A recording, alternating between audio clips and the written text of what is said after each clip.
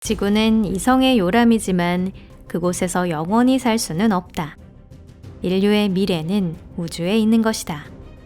이는 유명한 우주선 설계자인 콘스탄틴 치올코프스키의 말입니다. 그의 초상화는 나사에 전시되어 있는데요. 첫 우주 비행으로부터 반세기가 넘게 지났습니다. 우리는 서서히 우주 용어에도 익숙해져 중력과 무중력, 진공, 방사선 등 우주 관련 단어는 이제 미래에서 온 외계인이 아닌 일상의 단어로 변화하고 있습니다. 여러분 안녕하세요. 그런데 우리는 우리가 생각하는 만큼 우주가 어떤 곳인지 잘 알고 있을까요? 우주는 호모사피엔스가 살 곳이라고는 할 수 없으며 여전히 약한 인류에게 매우 가혹한 환경입니다. 토픽에 오신 것을 환영합니다. 여기는 여러분의 집이니까 절대로 안전해요. 오늘은 이 주제에 대해 살펴보겠습니다.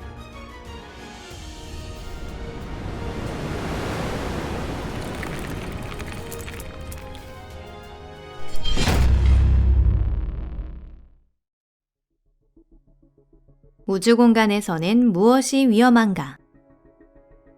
우주 공간은 해면에서 고도 100km, 이른바 카르만 라인에서 시작된다고 여겨지는데요. 이 높이에서는 공기가 매우 희박해져 비행기 날개가 비행에 필요한 양력을 확보할 수 없게 됩니다. 외기권이라는 또 다른 층도 존재하는데요. 이는 고도 10,000km 지점에서 끝나고 거기서부터 절대 진공이 시작됩니다.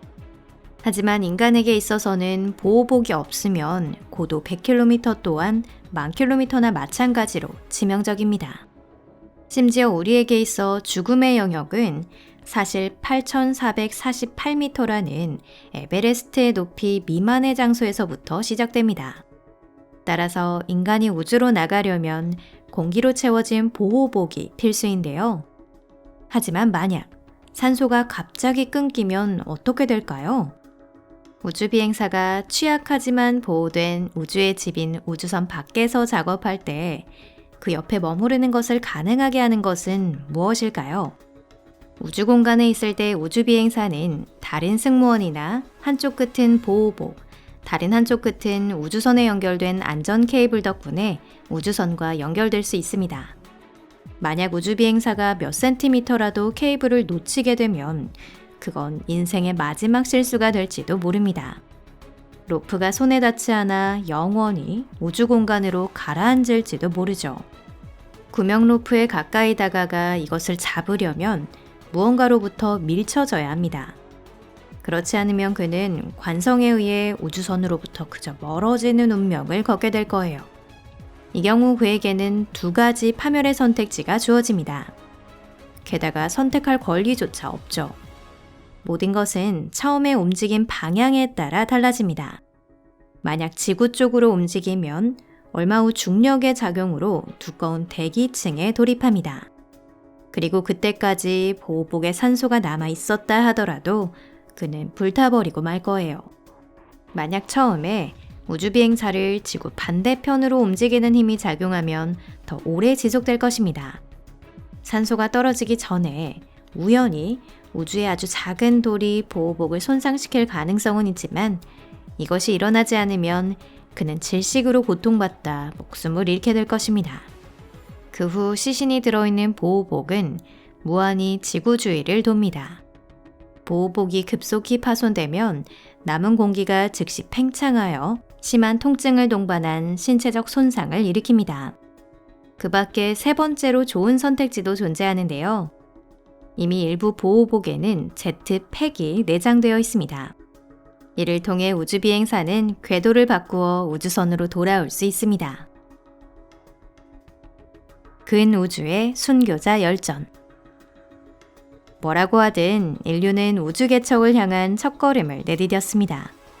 하지만 SF 소설이나 영화에서 우리는 먼 우주의 행성, 항성으로의 여행에 익숙하지만 실제로는 지금도 지구 궤도를 맴돌고 있을 뿐이죠. 지구를 제외하고 인류가 발을 디딘 유일한 천체는 지금도 가장 가까운 위성인 달뿐인데요. 달은 지구에서 약 35만 킬로미터 떨어져 있습니다. 이는 현역 승용차의 주행거리 10년치에 해당합니다. 현재까지 우주가 앗아간 우주비행사의 목숨은 비교적 적어 2024년 시점의 우주 순교자전에는 24명이 이름을 올리고 있습니다. 그중 6명은 지구에서 비행 준비 중에 사망했고 18명만이 우주 비행 중에 사망했습니다. 게다가 우주 공간에 직접 나갔을 때 사망한 사례는 없습니다. 소유즈 1호. 처음으로 치명적인 비극이 일어난 것은 1967년 4월 24일 블라디미르 코마로프가 조종하는 소유즈 1호였습니다. 당초 1인승 소유즈 1호 발사 다음 날에는 3인승 소유즈 2호를 발사해 궤도상에서 도킹할 계획이었는데요. 하지만 일은 처음부터 무엇 하나 잘 풀리지 않았습니다. 태양 전지판이 열리지 않았고 자세 제어 시스템에 전원이 들어오지도 않았으며 축전지도 방전되었죠. 우주선은 즉시 착륙하게 되었지만 그때 감속용 및 메인 낙하산도 작동하지 않았습니다. 그 결과 착륙한 기체는 엄청난 속도로 지면에 돌입. 그 충격으로 불타버리고 말았습니다. 우주비행사의 시신은 거의 아무것도 남지 않았습니다. 소유즈 11호. 두 번째 우주에서의 비극은 1971년 6월 29일 마찬가지로 불운한 소유즈 시리즈에서 발생했는데요. 소유즈 11호를 우주정거장 살류트에서 분리할 때 우주선에서 해치의 기밀성이 저하되기 시작했습니다. 문제를 해결한 후 기체의 착륙 부분은 천천히 지상으로 내려갔습니다. 흥미롭게도 비행 공식 보고서에서는 거의 최종적인 착륙 순간까지 승무원과의 연락이 끊기지 않았다고 기술되어 있는데요. 그러나 착륙 후 지상부대의 부름에 답한 사람은 아무도 없었습니다. 해치를 열었을 때 그곳에는 질식사하여 전멸한 승무원들이 있었습니다. 공식적으로는 환기 밸브가 갑자기 열려 거의 순식간에 공기가 새어나간 것이 승무원의 사인이라고 하는데요. 우주정거장에서 분리했을 때는 이미 그들은 질식사한 상태였고 우주선은 사망한 승무원과 함께 추락했을 것이라고 생각하는 전문가도 있습니다. 사실 소유즈 시리즈의 귀환 캡슐은 작아서 보호복이 들어갈 충분한 공간이 없었고 승무원은 일반 훈련복으로 비행을 수행했던 겁니다. 이렇게 세르게이 보드로볼스키, 블라디슬라프 볼코프, 빅토르 파차예프 3명이 사망했습니다. 챌린저호 폭발 사고. 이어진 우주의 비극은 한꺼번에 7명의 미국인의 목숨을 앗아갔습니다. 프랜시스 스코비, 마이클 스미스, 앨리슨 오니즈카, 주디스 레즈닉, 로널드 맥네어, 그레고리 자비스, 크리스타 맥콜리프인데요. 사고는 1986년 1월 28일 미국의 새로운 스페이스 셔틀 계획의 일환으로 발사된 챌린저 5 이륙시에 발생했습니다. 이 프로그램은 작고 비좁은 아폴로를 거대하고 좌석수가 많으며 지구와의 왕복이 가능한 유익 우주선으로 전환하는 것을 고려한 것이었습니다. 그 안에서 경제적 효율화를 위해 안전성이 희생되고 말았죠.